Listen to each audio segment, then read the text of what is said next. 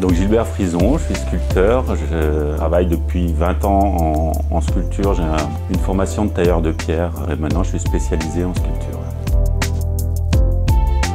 Alors le métier de sculpteur, il y a à la fois le travail qui peut être en restauration sur les bâtiments, on intervient après les tailleurs de pierre pour faire ce qu'on appelle l'ornementation, faire des motifs floraux, des visages ou des sculptures qui vont être inclus dans le bâtiment. Donc ça c'est plutôt de la sculpture traditionnelle on va dire.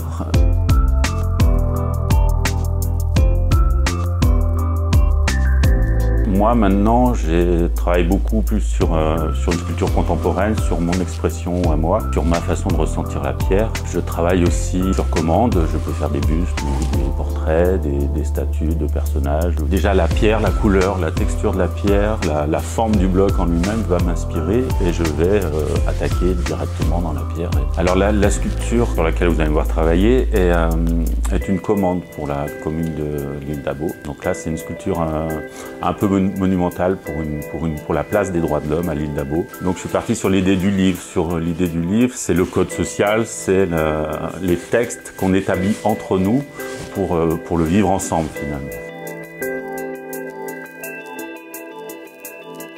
Pour se lancer dans la sculpture, il faut avoir envie. L'idéal, c'est vrai que peut-être d'aller essayer de rencontrer des sculpteurs, de découvrir un peu comment ça se passe. C'est un métier où on apprend aussi beaucoup soi, hein. De toute façon, on apprend tout le temps. Moi, les formations que j'ai pu faire, c'est d'aller chez un sculpteur et d'apprendre avec lui, en fin de compte. C'est un cheminement personnel, finalement.